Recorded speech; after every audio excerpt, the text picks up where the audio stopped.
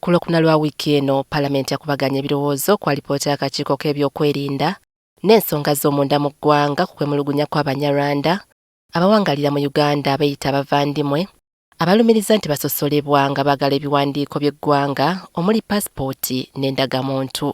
Honourable colleagues, that the recruitment of immigration officers who interview applicants for passports is carried out in accordance with the laws that govern recruitment of public service in Uganda. Mu lutuula luno abamu ku babaka bawakanya ebyali mu alipoota nga bagamba nti byali tebikoona ku nsonga ze bazze beemulugunyaako. Once you gave that, I am against adopting a report that is challengeable on the floor. I want members to believe in the government. On 28th of October, the President briefed Cabinet and guided, and the issues are being acted on by the ministry.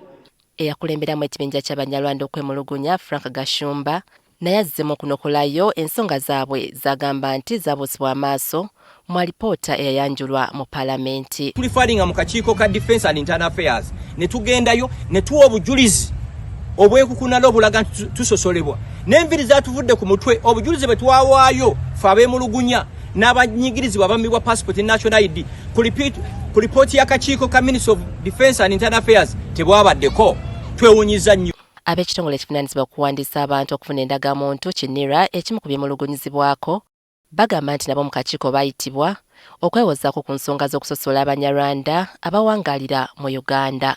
Ayogerera ekitongole kino Osborne Mushaba agamba nti emirimu gyabwe bagikola nga balungamizibwa ssemateeka era nga tebalina kusosola kwonna. Mu ssemateeka gye tuyina oba 1995 Constitution of the Republic of Uganda akawaayiro 10 oba Article 10 karambulwa bulungi ensonga omuntu omunayuganda yaani ate sinti buli muntu yenna abeera mu Uganda alina okufuna endagamuntu naye endagamuntu eyo tugiwa omuntu ali mu Uganda n'owabeera nga ali bweru ya Uganda naye nga kasita abeera munnansi.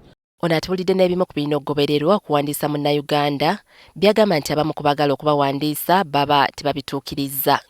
Osanga nga tulinako Abanyarwanda abaaliko mu mwaka gwa 1926 nga bajjajja bali mu Uganda abo tuba tusobola okubawa ki endagamuntu naye ekizibu kye tusinga okufuna tulina baabo abava e Rwanda n'abamu bava e Goma oba n'ensi endala ne bajja mu Uganda naye ne bagezaako okufuna ki endagamuntu. Osanga talina muntu yenna mu Uganda alina passport y'e Rwanda abantu be bonna bali e Rwanda naye ayagala ki endagamuntu ya Uganda ate nga tasobola kubalambulwa bulungi ebimukwatako mu luzungu kye tuyita lineage. Ne bakugamba mbu leeta baptism ya jjajjaawo leeta ebiwandiiko ebiraga nti bajjajjaawo baali mu Uganda before 1926 nga te constitution eri very clear egamba nti to be a Ugandan you must belong to the below listed indigenous communities. Naffe Abanyarwanda mwe tuli constitution tegambangako nti kakasa nti ova mu famire eno.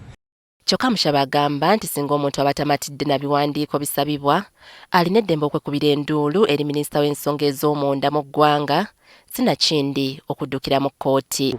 Ngo owuli olina okwemulugunya tulinako komiti eya verification committee kitongole kyaffe ku NIRA ku headquarter osobola okujja n'owandiika oba n'okola kye bayita appeal n'oteekako kuba n'owaaba oba n'oteekayo appeal tuba tusobola okutunula mu nsonga zo ate ne tukufunira ne tukowa ensalawo yaffe ate bw'oba owulira nti ebintu ebyo byonna tebikuyambye still you can proceed to the Minister of Internal Affairs osobola okweyongerayo ku minisita waffe ow'ensonga z'omunda ate bw'oba oyonga okyalina okwemulugunya oliwaddembe kugenda mu kkooti. Abanyarwanda bannayuganda bazze beekubira enduulu nga baasisinkanako n'omukulembeze w'eggwanga gye bavuddeko ku nsonga zeezimu.